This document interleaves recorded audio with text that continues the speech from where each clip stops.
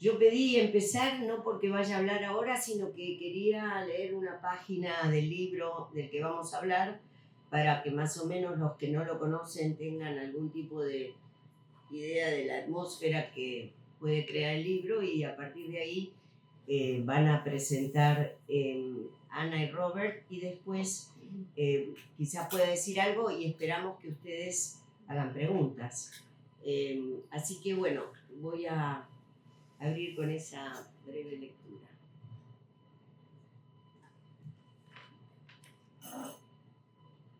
Hay un ruidito en algún lado, ¿no? Una heladera. Ah, en la heladera.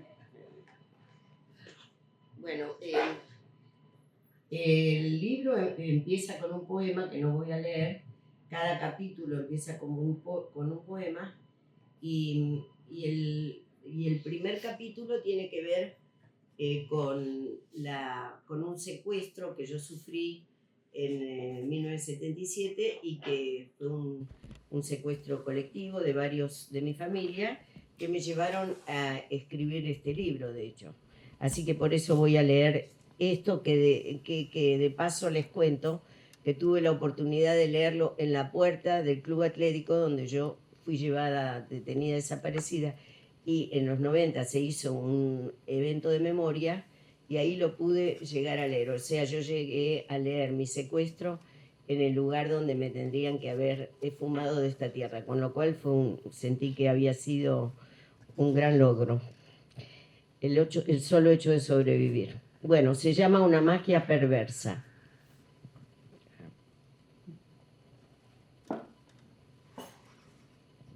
No vamos a tolerar que la muerte ande suelta en la Argentina. Almirante Emilio Macera, 1976. Una magia perversa hace girar la llave de casa. Entran las pisadas. 3 pares de pies practican su dislocado zapateo sobre el suelo, la ropa, los libros, un brazo, una cadera, un tobillo, una mano. Mi cuerpo. Soy el trofeo de hoy. Cabeza vacía, ojos de vidrio. Los cazadores de juguete me pisan, pisa pisuela, color de ciruela.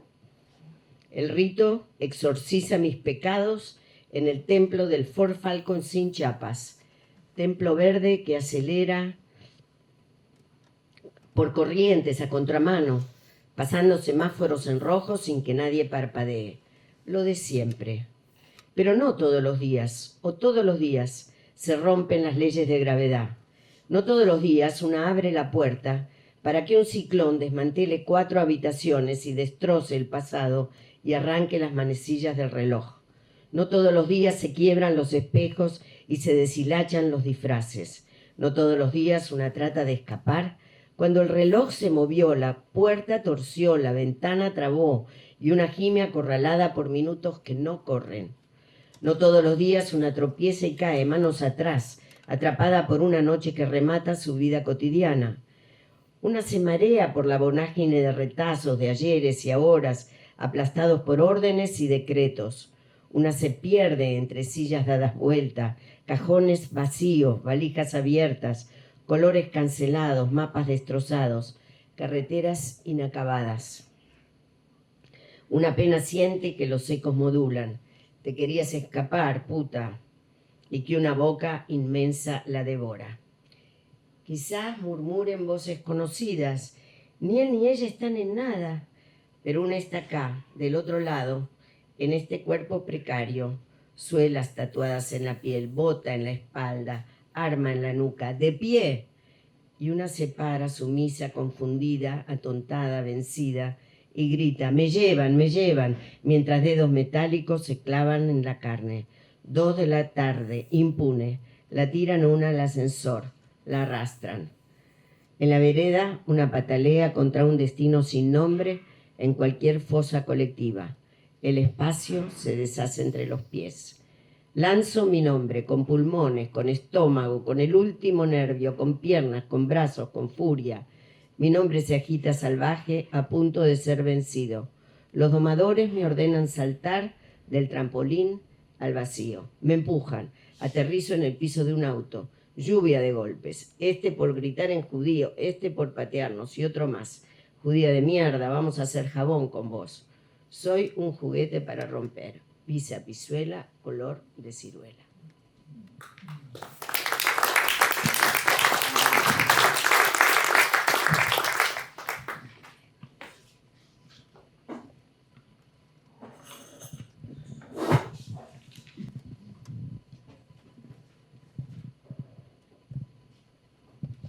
Bueno, antes que nada quería agradecerle a Nora la invitación a presentar su libro, a leerlo, a conocerla a través de ese libro.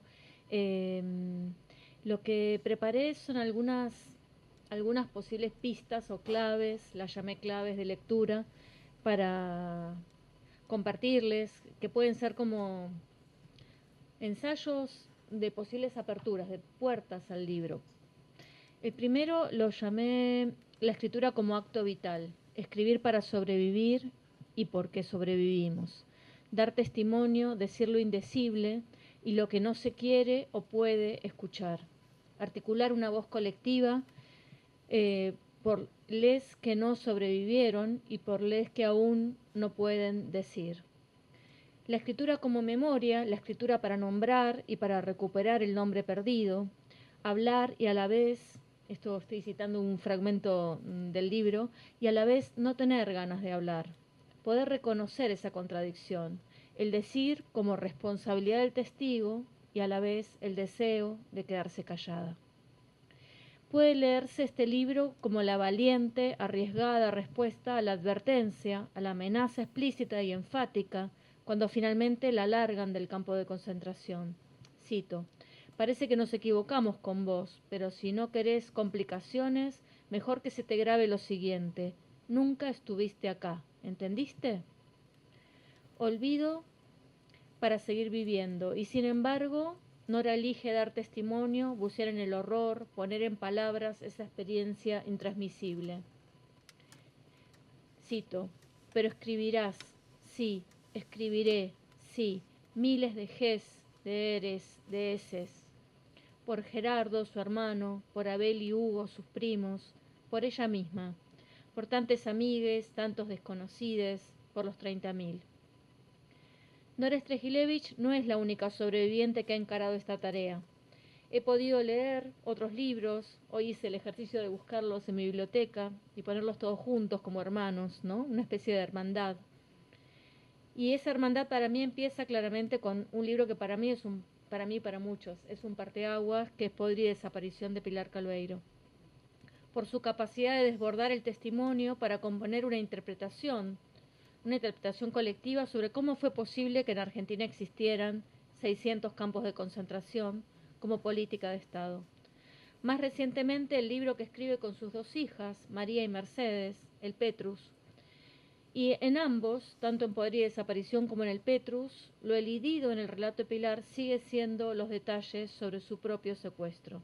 Justamente lo contrario de lo que acabas de hacer como acto, como lugar de enunciación del libro, ¿no? El otro libro que encontré en la biblioteca es uno de Celina Benfield, 179 días entre el banco y el Olimpo y una vida para contarlo. Ella tarda 23 años en poder escribir la carta a su hijo, que sin embargo empezó en su cabeza durante los días de la desaparición. El siguiente libro que quiero mencionar es el de Ana Iliovich, El silencio, Postales de la Perla. La memoria como una colcha agujereada que sirve para sobrevivir. Así dice Ana sobre este libro. Susana Romano Sued, Procedimiento, Memorias de la Perla y la Ribera. Dice Susana: tuve vértigos como si alguno más se cayera del mundo. Y, por supuesto, el bien conocido libro colectivo de Munú Actis, Patricia Aldini, Liliana Gardella, Miriam Lewin y Elisa Tocar, Ese infierno. La urgencia y a la vez la necesidad de hablar y hacerlo como una conversación, tomando mate, dicen ellas, ¿no? Difícil y como un abrazo. No conozco tantos testimonios escritos por hombres, pero sí apareció en la biblioteca el libro reciente de Marco Beckis, La soledad del subversivo, escrito 33 años después de su secuestro.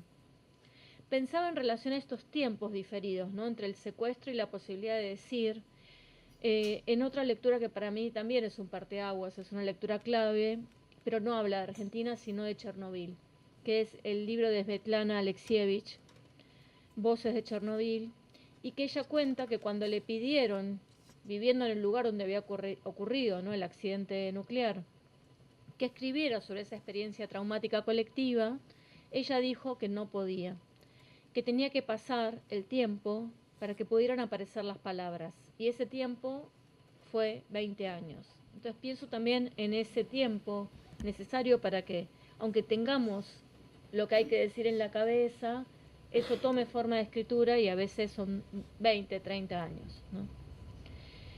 El libro de Nora tiene una primera edición de 1997, a la que siguieron varias otras ediciones y también premios, ¿no? Pero esta nueva edición tiene un epílogo de Alejandro Kaufman, tiene una nueva tapa, ¿no?, de Claudia Bernardi, que se llama Sin miedo de cruzar la puerta roja, muy hermosa. Y en el epílogo Alejandro señala el sentido de publicarlo, o pregunta, interroga, algo que me parece muy importante traer acá para la conversación, que es qué sentido tiene publicar de nuevo este libro 30 años después, en un contexto negacionista o francamente reivindicador del terrorismo de Estado, ¿no?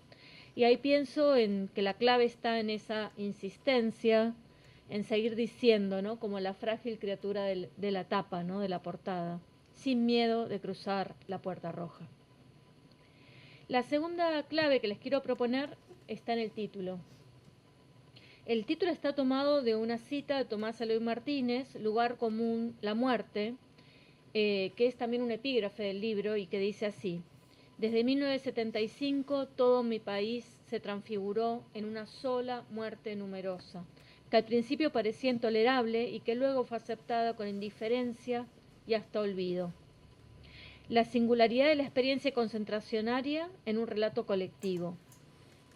Ahí creo que hay otra de las claves del modo de construcción de la escritura de este libro, que está hecho de muchas voces, de muchos registros, de muchos géneros literarios. Hay poemas, hay cartas, hay fragmentos de documentos, hay testimonios, hay citas, está citado incluso la voz de la propia Nora en Nunca Más. Es muy emocionante el momento en el que ella cuenta que se topa haciendo un trámite, intentando escribir una solicitud para pedir la reparación, que se topa con quien transcribió esos testimonios para el Nunca Más. Esa azarosa coincidencia que hace que haya un feliz reconocimiento que habilita la existencia de su denuncia y por ende su derecho a solicitar la reparación por parte del Estado. Hay algo del modo de construcción del libro que tiene que ver con un collage, diría yo, ¿no? Un collage de voces, la CONADEP, el Nunca Más, pero también declaraciones de los propios represores, ¿no? Hay bastantes citas a los propios represores, al turco Julián, a Macera, a Agdel Vilas, etc. Son tantas las voces que habitan este libro que a veces no se sabe muy bien quién está hablando. En un momento Nora dice: soy ladrona de palabras. Por ejemplo, hay relatos de violación, de tortura, pero que no son necesariamente testimonio de la propia Nora, sino que pueden ser testimonio de muchas otras mujeres secuestradas, cuyos nombres aparecen en un largo listado al final del libro, ¿no? Una construcción que nunca es lineal, no es transparente, por momentos ese ensamble se vuelve para adentro como un sollozo, como un balbuceo. Yo diría algo así como su muerte o su no muerte, su secuestro y desaparición, su exilio, su regreso a la Argentina, su difícil regreso a la Argentina, sus fantasmas, que también son los de muchos, ¿no? Una sola muerte numerosa. Me parece que ahí hay una clave fundamental para dar cuenta del modo de construcción del libro. Y justamente la tercera clave que quiero proponer es la espectral, ¿no? La visita al padre solo y enfermo. Las paredes están pobladas de fantasmas. Las cosas son las mismas, pero le sobra una dimensión de tiempo agobiante. El padre como una suerte de medium que comunica la escritura de este libro a sus o a los fantasmas. Sobreviviré a pesar de mis fantasmas. A nosotros no puede pasarnos nada. Ya nos pasó. La madre ocultando el cáncer. Los fantasmas son el asunto del libro en proceso de una querida amiga cordobesa, Mariana Tello, que está a punto de publicarlo en breve, y que se animó a explorar los modos en que los familiares hablan con sus desaparecidos, los rituales domésticos, pero también los rituales públicos, el contacto onírico con los ausentes, los fantasmas que aparecen en los centros clandestinos de detención y exterminio, e incluso los fantasmas de los represores. Y ahí pensé en otra lectura reciente que para mí también fue muy importante en un proceso de duelo, que es el libro de Vinciane Desprez, A la salud de los muertos, ¿no?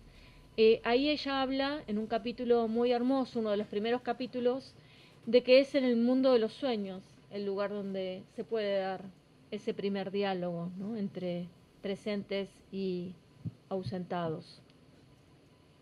En el libro hay una cita Kaufman, no en el epílogo, sino antes, ¿no?, que dice algo que me pareció también muy revelador. Dice: detalles, lo primero que aparece en la memoria y lo primero que hay que olvidar. Y pienso que algo de lo que leyó Nora antes respecto del tiempo roto, el tiempo detenido, el tiempo quebrado, el tiempo que me gustaría traer aquí, y se me apareció con la forma de dos imágenes que están en el libro, ese tiempo quebrado, insistente, espiralado, que es el detalle de los relojes rotos.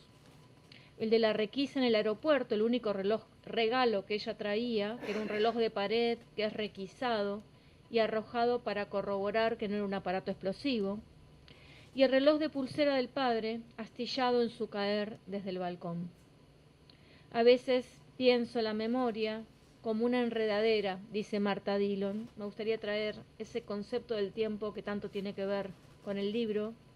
Nora cuenta que vuelve al país sin saberlo o sin quererlo un 24 de marzo. Y se topa con el Clarín que dice hace 17 años que fue el golpe, ¿no? Y no lo habías tenido en cuenta, ¿no? Y de golpe... Entonces traje esta cita preciosa de Marta Dillon, escrita también en ocasión del 24 de marzo del 2021, que habla justamente de esta idea del tiempo espiralado, ¿no? Dice, o del tiempo cíclico, el tiempo que no pasa, que está allí, que vuelve y vuelve y vuelve a acontecer, ¿no? Dice Marta: a veces pienso la memoria como una enredadera que crece y se extiende sobre otras superficies, árboles, paredes, alambrados. De un brazo sale otro y de ese otro más. Los rizomas se extienden como dedos, se aferran como colas de mono a la rama. Su raíz ya no se ve, la prueba de su potencia está en el vigor de sus tallos, el volumen de sus nudos, la corola de las flores. Hay enredaderas en Buenos Aires, está lleno, que en esta época se tiñen de rojo, un rojo intenso como la marca en el calendario del 24 de marzo, un rojo dolido por el fin del verano, por el señalamiento perenne, no importa cuántos años pasen, del comienzo de la temporada de sangre. Cuarta clave, el nombre. Strejilevich como apellido impronunciable, escuchado por los secuestradores como una suerte de contraseña. ¿Qué gritabas en judío en la calle? Mi apellido. Vas a ver cómo se te acaban las ganas de tomarnos el pelo, Rusita, en la sesión de tortura. Cuando me robaron el nombre, dice Nora, Ser NN, Ser K48. Hasta que un día me devolvieron el nombre. Y más adelante dice, este nombre no es mío. El mío era 100, era 1000, era todos. Devolver el nombre que se ha vuelto ya no el nombre propio. Y ahí me acordé inevitablemente en estos días que estamos tan arrasadas, atravesadas por el duelo, en el gesto de las madres de socializar la maternidad. Ese gesto inmenso en estos días en que sentimos tanta orfandad, ¿no? Y pensé que de alguna manera el libro de Nora lo que está planteándose es una socialización de la desaparición, ¿no? Y pensé también en Pilar allí, en esta idea de la Argentina como un enorme, inmenso campo de concentración. Ella dice, una sociedad desaparecida, tan aterrada como los secuestrados mismos. Y ahí recupero un gesto muy hermoso también que cuenta Nora en su libro respecto de una veintena de madres haciendo una parada frente a la ESMA, gritándoles asesinos y escribiendo en el piso, acá se torturó. Y esto me trajo inmediatamente a la cabeza una historia menos conocida, que es una acción de un artista sobre el que investigué y escribí mucho, que es Ricardo Carreira, poeta y artista anarquista, que hace su primer charco de sangre, que era un charco de resina poliéster roja, para instalarlo en medio del homenaje al Vietnam en el año 67, en una exposición colectiva que armó León Ferrari junto con Gorriarena. Lo vuelve a hacer en su barrio, en Mataderos, delante de la puerta de un frigorífico para señalizar la matanza de animales, y lo vuelve a hacer unos años después, en el 76, en las inmediaciones de la ESMA, cuando se empezó a correr la bola de que ahí funcionaba un centro clandestino de detención. Y cómo ese charco de sangre conecta esa genealogía, esas diferentes luchas, se carga de un sentido, ¿no?, en el contexto en el que aparece emplazado, ¿no? La quinta clave que quiero proponer es la infancia. Hay algo que estuvo en el Pisa Pisuela de la lectura que recién nos compartió Nora, que son las memorias de esa niña, Norita, y su hermano, Gerardo, las canciones, los juegos, el Pisa Pisuela, pero también el Piedra Libre, el Lobo Está, el Veo Veo, el Gallito Ciego, el Acerrín Acerrán, el Punto y Coma, el que no se escondió se embroma, los zapatitos me aprietan, las medias me dan calor, el himno escolar de la aurora, es decir, las canciones de la plaza, pero también el paso del juego infantil a la manifestación, los cantos que se coreaban en las calles, ¿no? Y ahí me parece muy fuerte esta idea de la infancia como vulnerabilidad, la infancia también como sortilegio, la infancia como refugio. Y el juego también me parece que como modo de escritura, ¿no? Voy a leer un fragmentito, donde me parece que esta dimensión del juego aparece muy fuerte. Dice, manos a la obra, ordenar, ordeñar el país. La tarea no es fácil, disolver, prohibir, quemar, reglamentar, limpiar. El placer del juego se exacerba. Bueno, para ir terminando voy a dejar como planteadas 2 o 3 claves más antes de cerrar, que las voy a dejar más así en borrador, como para retomarlas y no abusar del tiempo, para escuchar a Robert también. Una que me parece que está muy presente es la cuestión judía, es decir, la conexión entre no solo la exacerbación de la tortura y del ensañamiento de los secuestradores por la condición judía de los secuestrados, sino también la conexión que el libro establece entre la Shoah y la dictadura argentina. Hay un momento donde aparecen unos dibujos en tinta china de campos de concentración nazi que se leen en la frontera entre Brasil y Argentina como dibujos subversivos.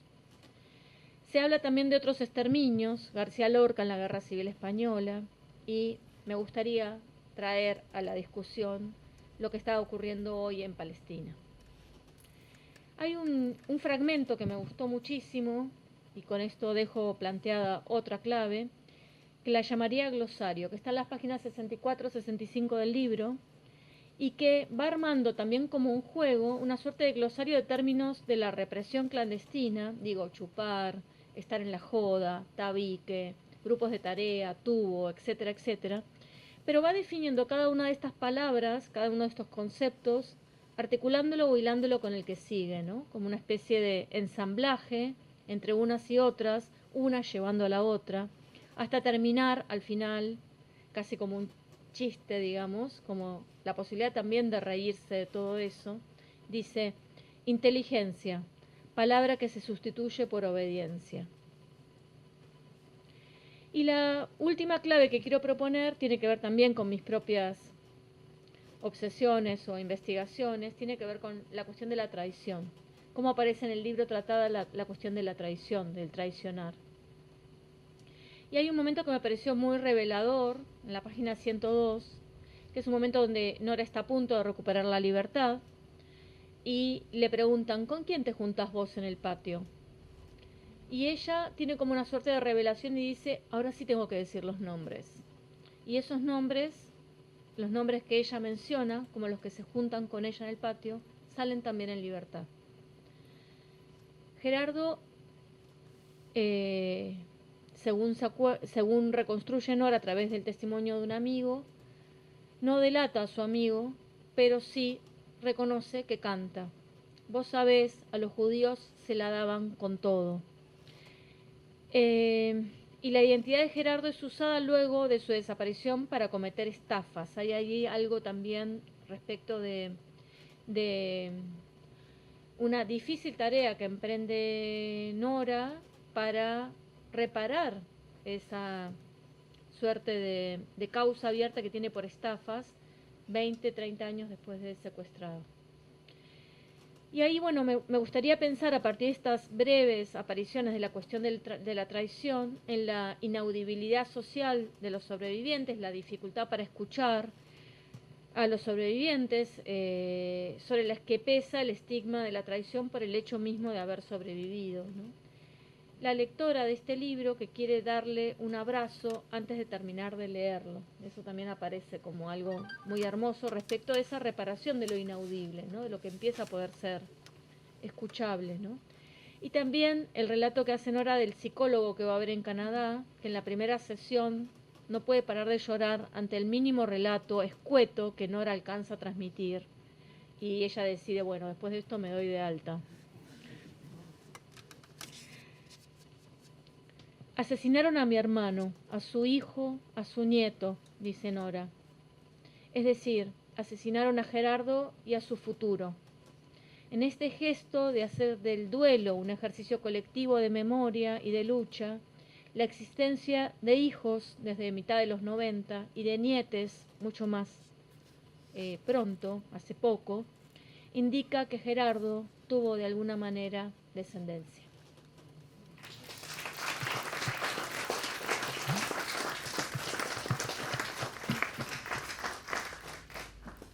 Fascinante.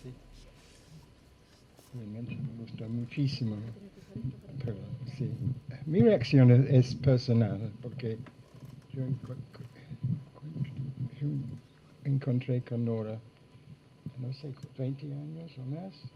En 96. 96. Yo leí el libro en manuscrito. Encontramos en, no sé, Canadá O Estados Unidos, no sé, pero lo que quedó conmigo era el libro. Todo ese años yo he tenido todo el libro en mi mente. Y leerlo otra vez era increíble porque estaban apareciendo otra vez directamente. Es como confirmando, como transformando, como reconstruyendo. Y es por la mezcla en el libro de que es tan fino. Y la mezcla de poesía y también, obviamente, tocando a mí personalmente, muy, porque yo estuve con algunos de esos gentes, los malos también. Yo tuve en ese entonces de tratar con la Serra y gente así. Y bueno, Nora, gracias a Nora, están ahí para que vamos a... Yo creo que si uno lee ese libro, aparece, realmente aparece. Es algo muy especial. Muchas gracias. Muchas gracias.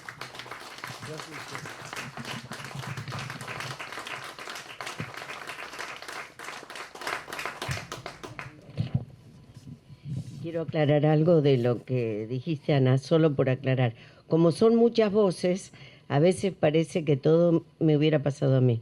Pero eso de caminar en el patio y hablar con otros le pasó a otro. ¿Por qué? Porque eso era en una cárcel. En el campo de concentración no se podía caminar. Entonces, pero no importa, porque yo lo conté con voces que no importa justamente quién las dice. Pero no fue mi caso porque yo estuve aislada en una celda y no podía hablar con él. Pero es un buen ejemplo, me pareció a mí, y no un error, de cómo ese sujeto colectivo al que le pasan todas estas cosas y no importa si se llama Nora o se llama de otra manera. Y por eso los nombres, como dijiste, están al final, porque si no, al leer, cada uno se fija, esto le pasó a Juancito, ¿y qué le pasó a Juancito? Y buscaban, porque lo hice leer antes de publicarlo, y buscaban el destino de cada uno. Bueno, el destino de cada uno no está completo, no se sabe, ese es el efecto de la desaparición también, que no se sabe. Son como murmullos, ¿qué le pasó a este? ¿Qué le pasó al otro? Y como decía Robert, es una época, es una atmósfera de época. Y creo que hace mucho eco ahora, porque hay una atmósfera de época que no la podemos comparar con papel carbónico, pero hay algo de eso, porque el campo de concentración no está en la memoria de los individuos y de los sujetos que lo vivimos. El campo de concentración marcó la sociedad en su conjunto. Y cuando yo leí el diario el otro día, lo que no lo podría repetir ahora, pero lo que dijo Mondino, ¿no? Mondino, con respecto a que para darle comida a los que hacían cola para no morirse de hambre, ellos tenían que... Sí, Petovelo, perdón.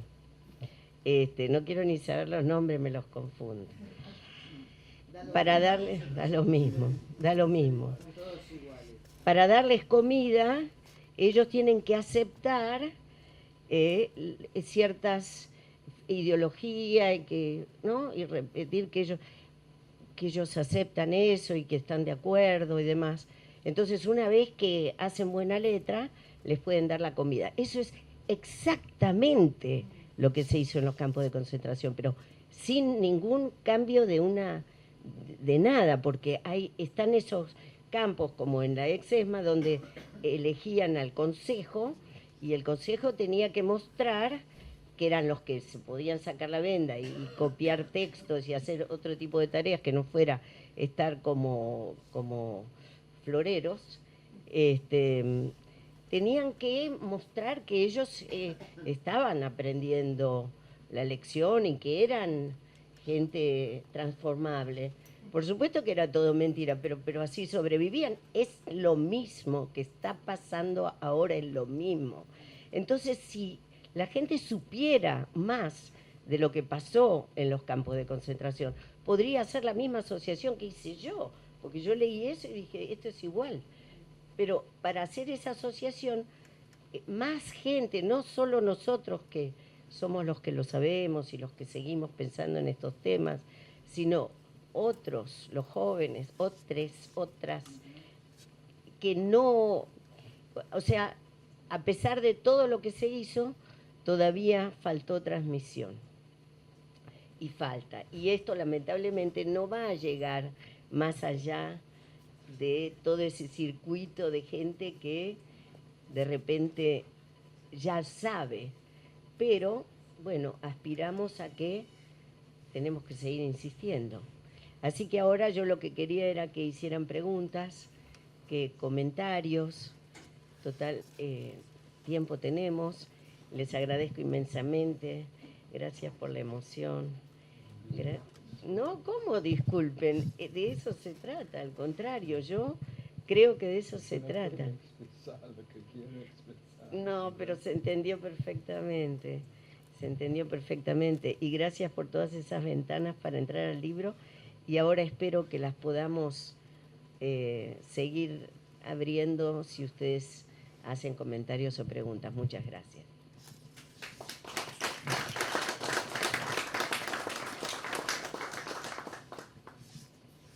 Yo tengo una. Creo que se escucha, ¿no? ¿Cómo fue la cocina de este libro? Yourcenar tiene la costumbre del post-scriptum, donde va contando un poco el proceso. ¿Cómo fue en tu caso? ¿Cuándo empezaste a pensar en este libro? Bueno, Ana hablaba de los tiempos, ¿no? En mi caso, yo empecé casi después de irme de acá, pero el tiempo fue muy prolongado en el sentido de que yo iba tentando de a poquito decir, por ejemplo, Recuerdo que lo primero que hice fue escribir como poesía, y esos son los 3 poemas que abren cada capítulo. Porque no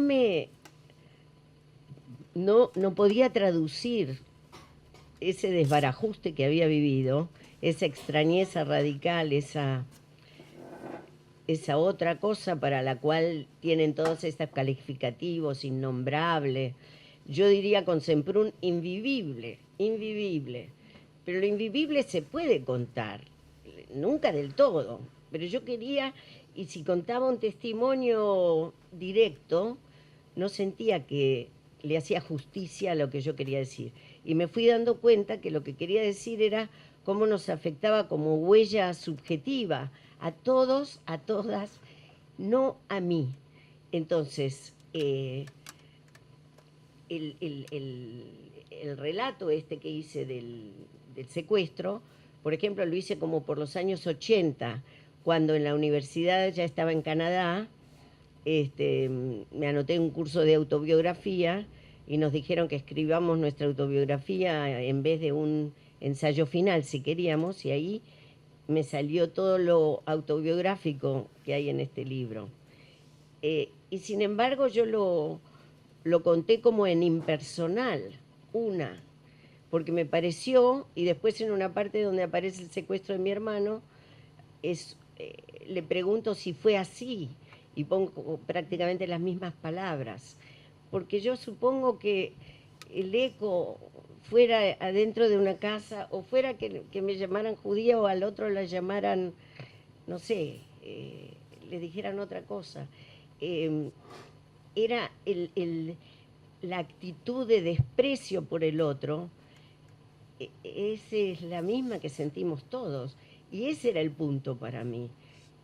Cuando una o uno deja de ser un nombre y un apellido y pasa a ser un número, la anomia, el proceso por el que pasamos al entrar en los centros clandestinos era el de que nos dieran un código, un número. Eso pasó en la Shoah, eso pasa en tantos lugares donde hay centros clandestinos, no solamente acá. Entonces, yo quería que esto fuera una especie de rememoración de los padecimientos que se le inflige a las poblaciones acá, allá y en muchos lados, y el presente también entra, como vos mencionaste. Entonces, por eso es que seguí ya en Canadá escribiendo esto, y ya estamos en los años 80, pero nunca lo pensé como un libro hasta que se lo mostré a este profesor, y este profesor me incentivó a seguir escribiendo, y entonces le hice caso, y se me ocurrió ya en Democracia que yo podía venir a la Argentina por esto de que me interesaba la experiencia de los demás, porque la mía había sido muy limitada. La de cada uno de nosotros era muy limitada, y no había WhatsApp para contarse cómo habíamos pasado la situación, ni siquiera con los que habían estado afuera, con nadie. Entonces yo vine y hablé con otros y otras que me contaron sus vivencias. No me importaba si habían sido ex detenidos, desaparecidos, si habían estado presas, si habían sido maestras, si habían sido periodistas, gente con la cual yo me ponía a hablar y que hablaba de la experiencia de la dictadura. Y bueno, esas voces son las que van surgiendo en el libro, que yo enhebré en mi autobiografía al modo en que funciona la memoria, con asociación. Repito, uso cierta técnica para el montaje, y el montaje hace que no haya un relato cronológico, sino que más bien hay asociaciones de la memoria que van de un lado para el otro. Y así se fue armando el libro, más o menos cronológicamente, desde el momento de los 70 hasta el momento de los 90. Y entonces quiere decir que yo, que empecé esto cuando me fui, que fue en el 77, seguí escribiendo hasta los años 90. Lo mismo, es un libro corto, o sea que yo lo dejaba, volvía a agarrar algo. Cuando tenía algo que yo decía, esto es el corazón de la experiencia, esto no es un dato, no me interesaba la información, ya se había denunciado, ya se habían iniciado juicios, ya se había hecho mucho en ese sentido. No pensaba hacer una denuncia, sino eso, una elaboración de qué nos había pasado como sociedad, como colectivo, eh, como, como derrotados, al fin y al cabo fuimos derrotados. Entonces, así llegué hasta los 90 y cuando lo presenté en un concurso, porque yo en ese momento vivía en Estados Unidos y lo presenté en un concurso, gané y por eso se publicó en castellano en 1997, tenía otro final, que hoy decíamos con Robert, que cuando yo le di el libro tenía otro final. Yo ya ni me acuerdo de ese final, porque llegué a la Argentina, o sea, este libro acompaña la vida y la vida lo acompaña el libro.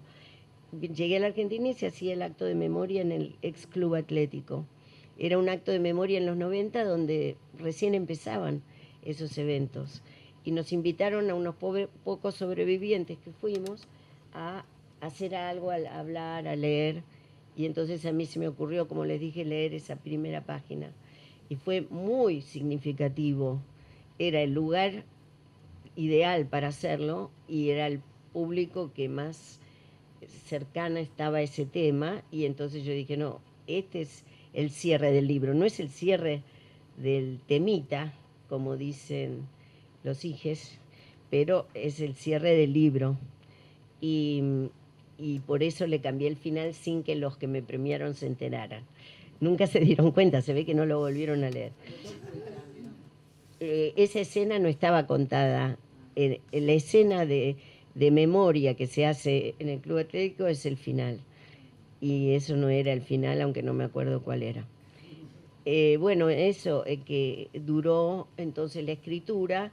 En mi caso no fue ni al principio ni al final, sino a lo largo de como 20 años hasta que salió como libro. Eso sería más o menos la cocina.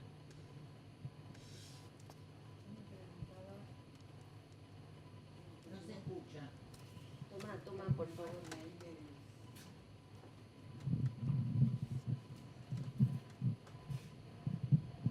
Yo me preguntaba porque vos dijiste que viendo a la gente hacer la cola para que les dieran alimento, pidiéndoles primero que reconozcan, etcétera, pensaba que otra vez hemos sido derrotados, pero derrotados en lo más profundo, ¿no? En lo más intrínseco que puede tener una sociedad, que es el valor solidario. Entonces me decía, ¿cómo se puede hacer para que todos estos, porque yo, digamos, siempre supe, bueno, vos te acabo de decir, soy amiga de Diana, de hecho, mi hijo más joven trabaja en la Exesma, o sea que estoy al tanto de muchas cosas, y sin embargo, de la lista de libros que mencionó Ana, solamente conozco el de Pilar. Los otros por ahí escuché el título. Entonces, ¿cómo hacer para que esto trascienda ese círculo que vos también mencionabas tan pequeño? ¿Cómo hacer para que llegue antes de las PASO en agosto? Entré a un negocio a comprar y me atendió un muchachito, no sé, 20 años, y no sé por qué. Le dije, cuando estaba por pagar, le dije, vos no vas a votar a Milei, ¿no? Y estaba él haciendo la cuenta y levantó la cabeza y me dijo, sí.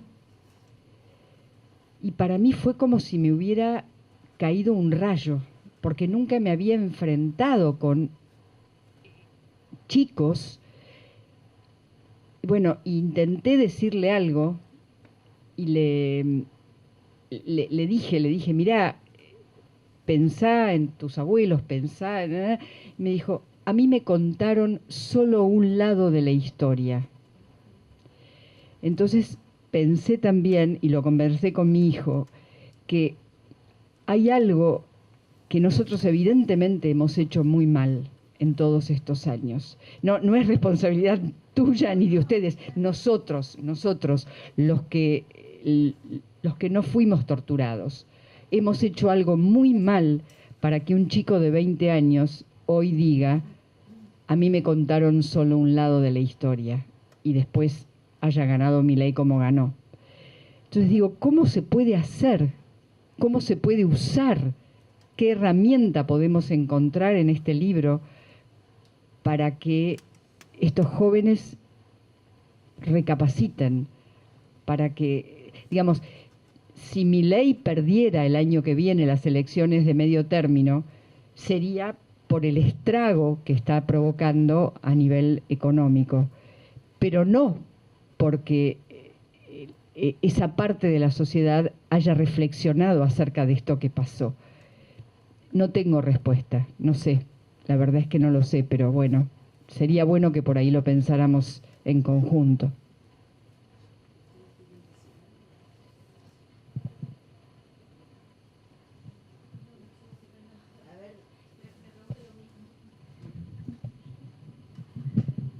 Yo no sé mucho cómo se organizó el sistema educativo de la secundaria, por ejemplo, en este país, pero a mí me parece que después de la democracia, cuando empezó la posdictadura, digamos, en vez de usar la palabra democracia, digamos, posdictadura, se tendría que haber instaurado un sistema educacional muy estricto en el sentido de que fueran materias obligatorias.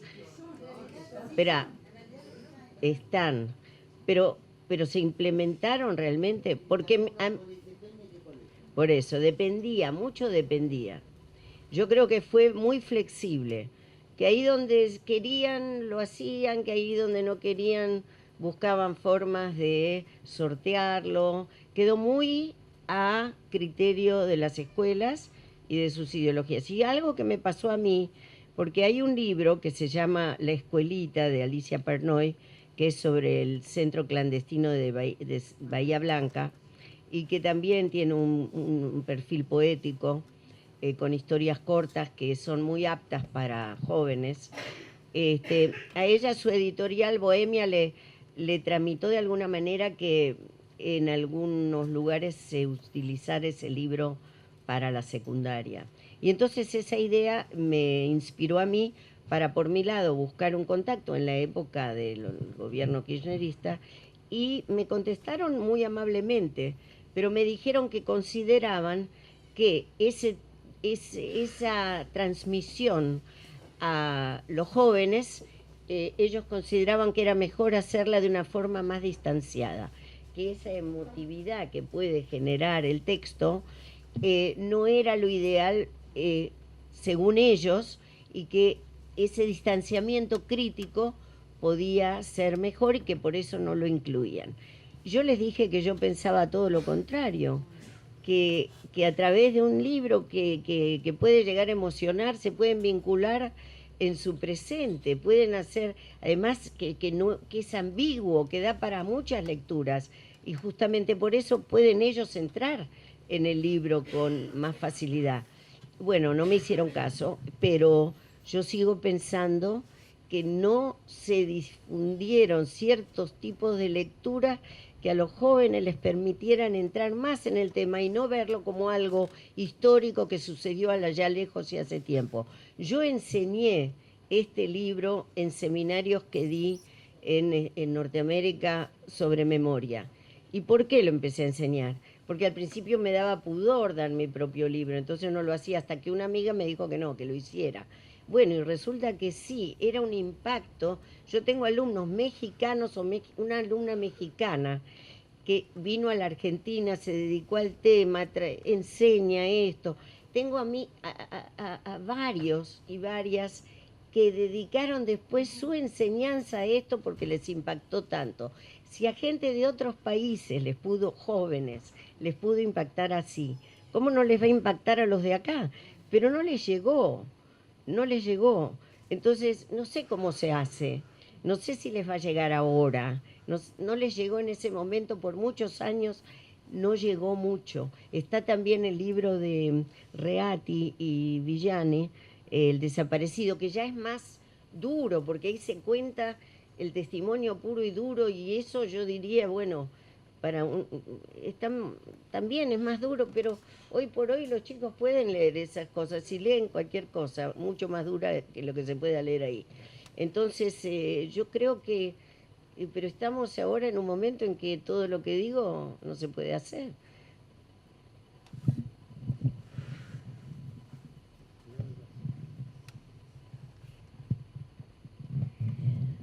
A mí me parece así como que siento que este espacio por ahí se está abriendo un poquito entre todos y todas, poder ver qué hacemos, ¿no? Que no vamos a sacar ahora la fórmula mágica, pero es lo que a todos y a todas nos preocupa. En principio a mí me parece que no se puede generalizar. Hubo colegios maravillosos como han trabajado, y el 24 y las noches de los lápices, yo además de tener gente que ha estado, he participado.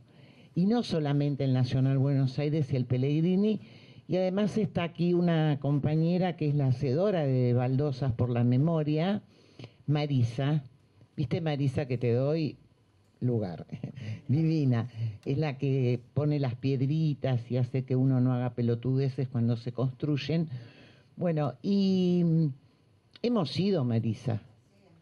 Hemos ido a actos a colocar baldosas que han sido actos maravillosos y sumamente masivos. Con esto quiero decir que no se puede generalizar. No, yo no digo que vos generalices, Nora, pero digamos, ¿no? ¿Qué se puede hacer? Hay muchísimas cosas para seguir y demás. Yo tengo para mí que el gran problema es, a ver, Chomsky cuando termina la Segunda Guerra Mundial dijo: ganamos la guerra pero no derrotamos al fascismo. El fascismo sigue estando y los grupos que dicen lo que dicen siguen estando, y sabemos lo que está pasando también ahora en Europa. Pero una cosa son los grupos fachos que van a ver siempre, y otra cosa es cuando el fascismo, la ideología retrógrada, medieval, antiderechos humanos, está en el Estado.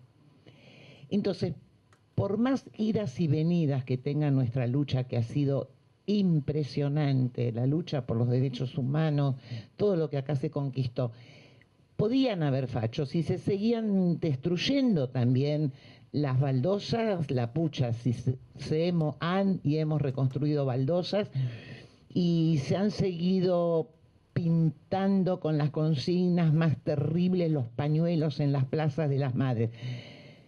Pero esto no venía de arriba, esto no estaba legalizado desde el poder.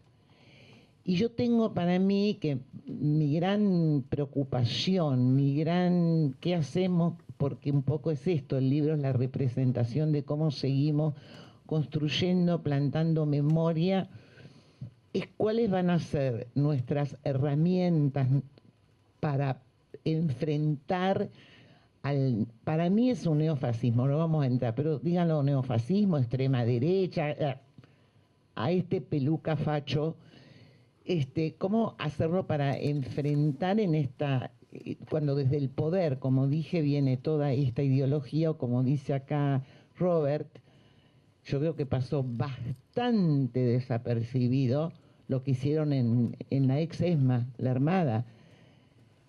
Eso también está hablando de algo.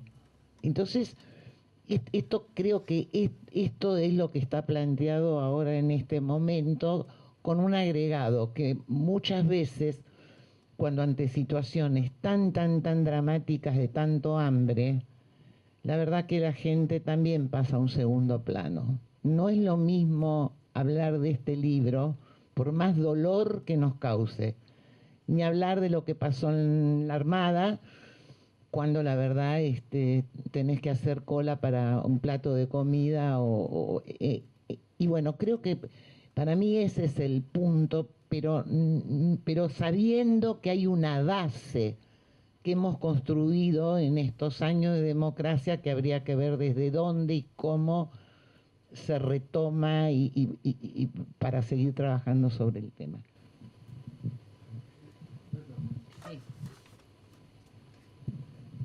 El otro día pasó a mí más o menos exactamente, pero eso es como una señora. Y ella me dijo, el problema es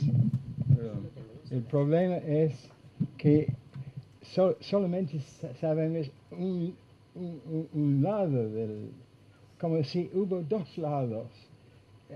Obviamente hay que conseguir un balance entre decir lo que pasó antes del golpe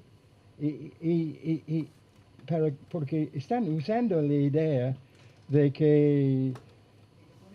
Exacto, sí, sí.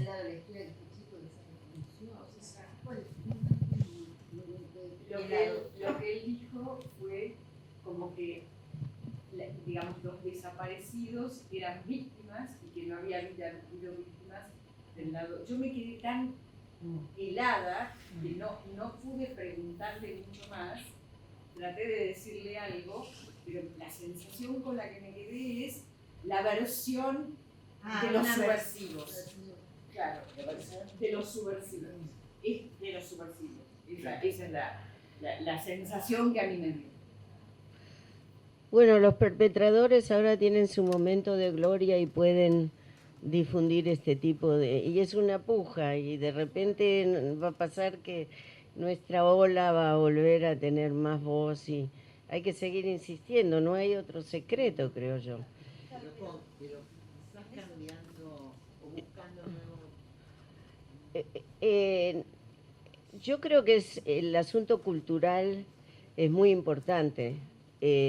Quizás se hizo mucho por los juicios, se hicieron las baldosas, pero a nivel cultural, anclando en el presente, no como una transmisión de miren lo que nos pasó, sino partiendo de acá, tratar de vincularlo a todo esto, pero elaborando la cuestión cultural, ¿cómo lo digo?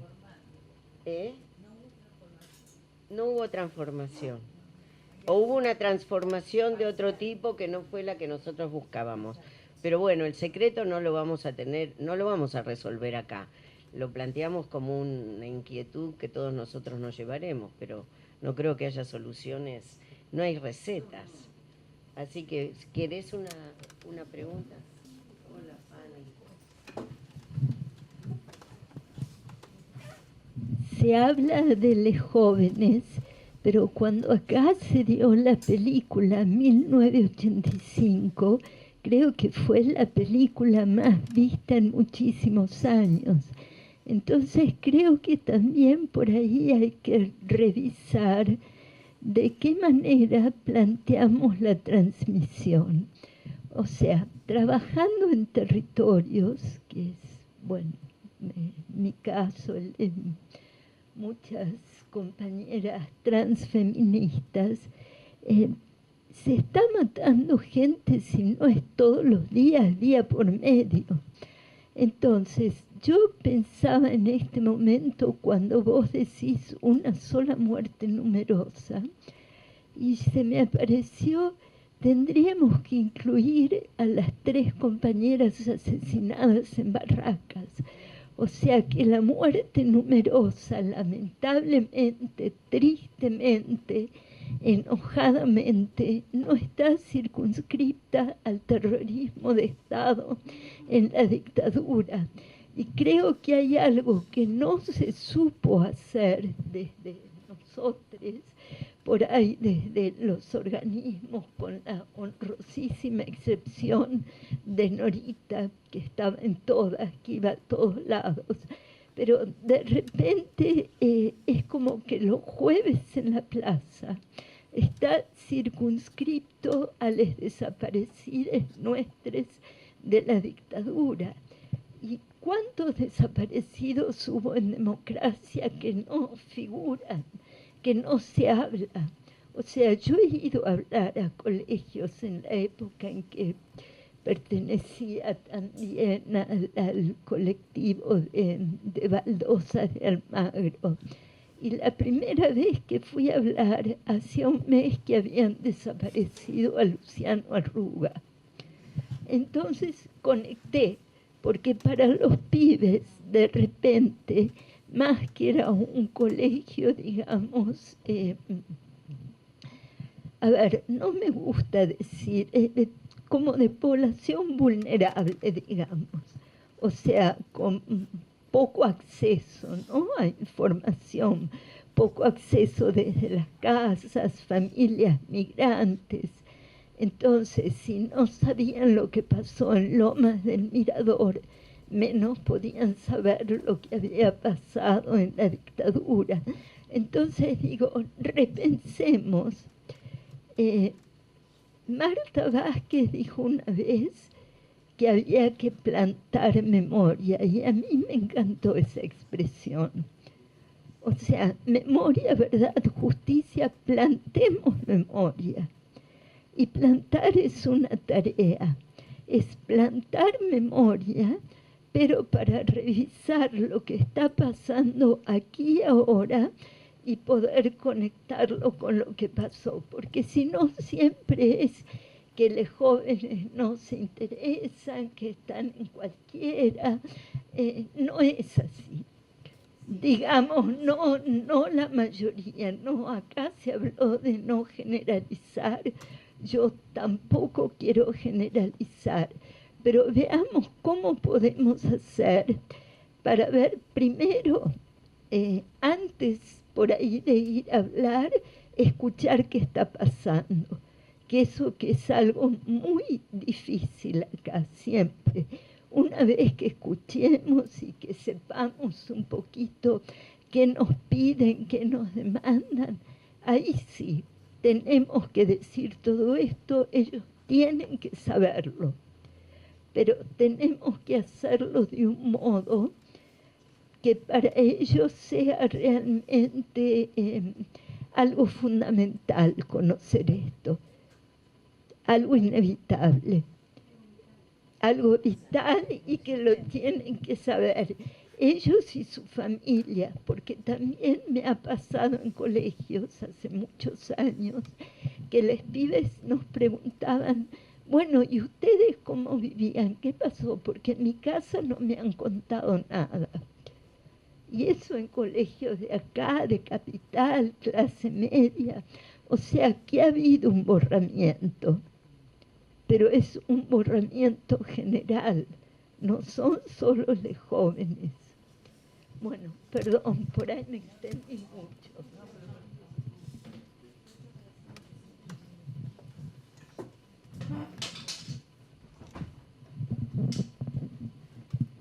No, escuchándola a Fanny me acordé de esto de plantar memoria, me acordé de una acción que hace Edgardo Antonio Vigo, el artista platense, que era plantar memoria para que no crezca el olvido, ¿no?, que era repartiendo semillas justamente.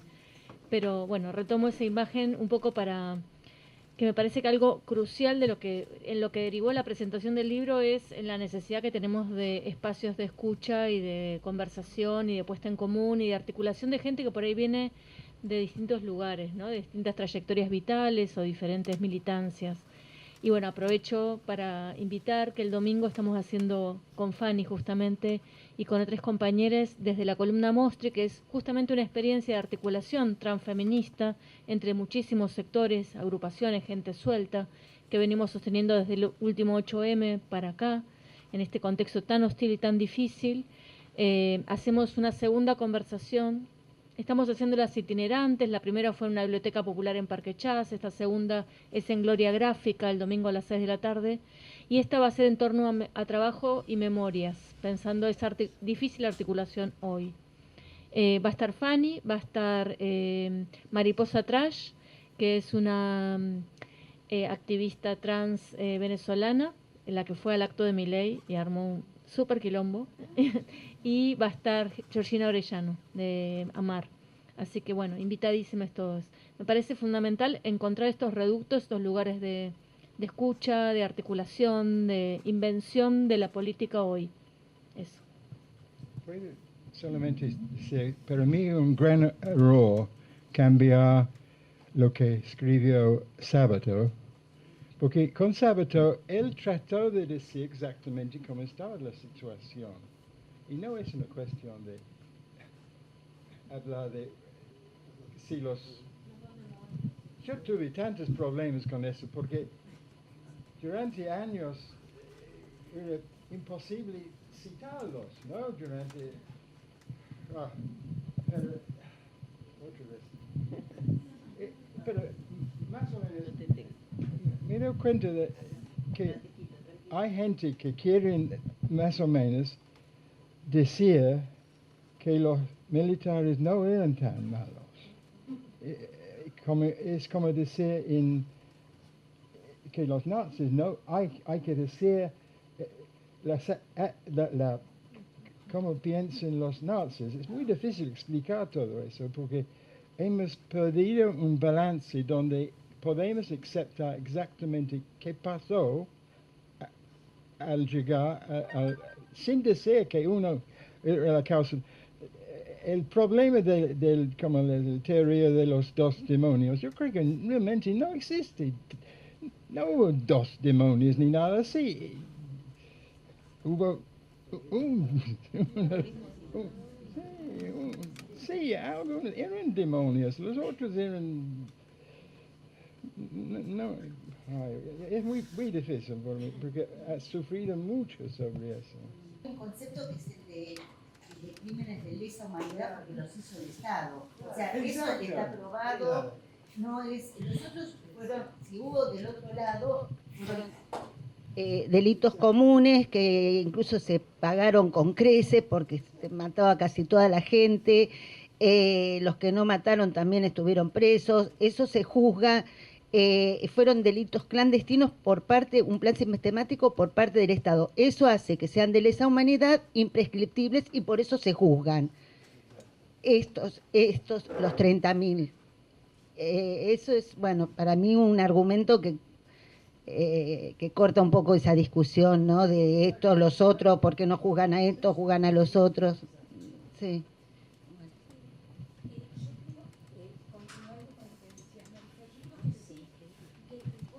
Tengo que interrumpir un minuto, esperen. La mesa, la digamos, la vamos a despedir a Ana porque se tiene que ir y están invitados a quedarse a conversar todos los que quieran, pero te agradezco infinitamente, Ana.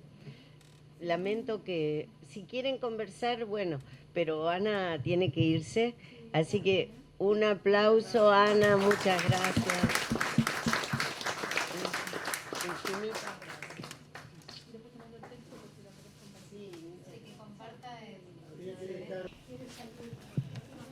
Yo acuerdo con lo que dijiste, Marisa, pero lo que me parece que hay una parte de la población, y es una parte importante de la población, donde esos conceptos están en disputa, porque los medios están diciendo, por ejemplo, y lo vienen diciendo desde hace mucho, que los juicios de lesa humanidad, ellos no lo dicen así, dicen los juicios contra los militares fueron juicios amañados, por ejemplo.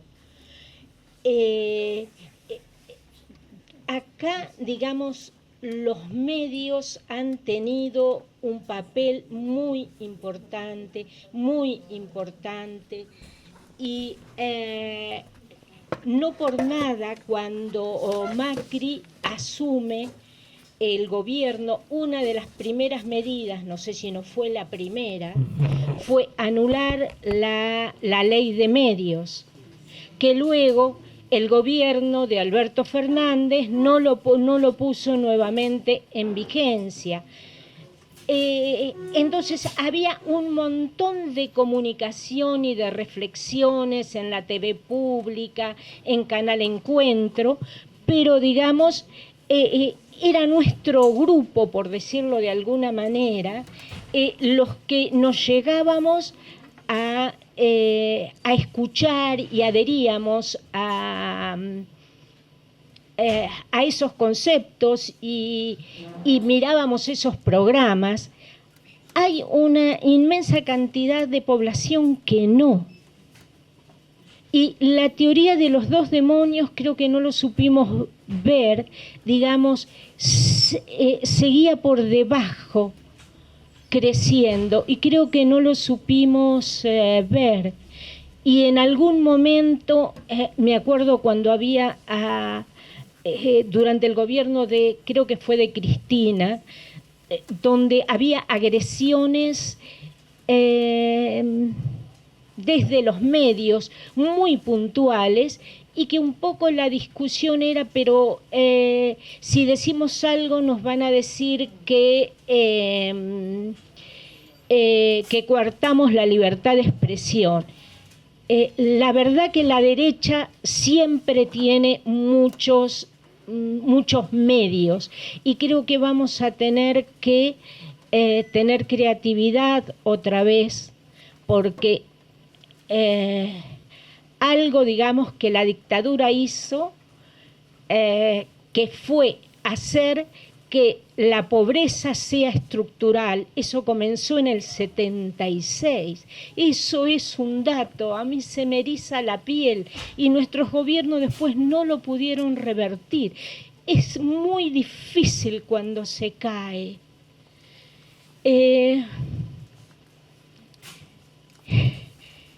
Y entonces yo me pregunto, ¿tenemos que esperar y aguantar el gobierno de Milei? Esto es democracia, esto es democrático.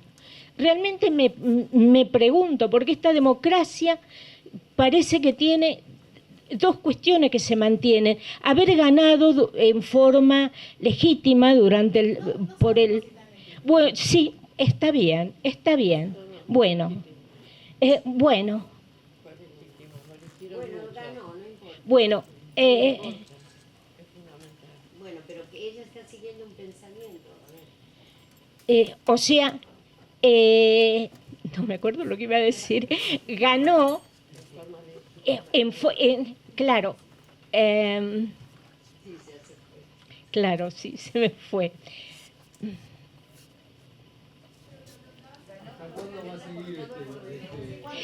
Claro, porque, digamos, claro, yo lo que me pregunto, y realmente me pregunto, digamos, que me parece que esta democracia tiene dos aspectos, digamos, que se respetan. Haber llegado mediante el voto está bien. Y el otro es, y bueno, si fue elegido, tenemos que esperar los 4 años. Entonces cualquiera puede venir y puede hacer cualquier cosa, puede declararse un emperador, puede cambiar nuestra constitución, nuestra forma de ser, querer destrozar el Estado, y nosotros no hacemos, no reaccionamos. ¿Y qué sería reaccionar? Bueno, nada, Juicio perdón. político. Juicio político. El miércoles al Congreso. A las 10 de la mañana para frenar la delegada. Pero por supuesto. Bueno, muchas gracias a todas por venir, por discutir. Estamos todos en la misma, pensando. Yo no pienso que esto sea una democracia, para empezar.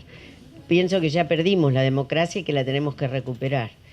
Pero bueno, son modos de decir lo mismo. Estamos todos tratando de encontrarle las palabras al horror que estamos viviendo. Sí, pero la democracia hay que sostenerla en todas las acciones. Por eso dejó de ser un sistema democrático. Exactamente. Bueno, ¿hay alguien más que quiere usar el micrófono y después cerramos?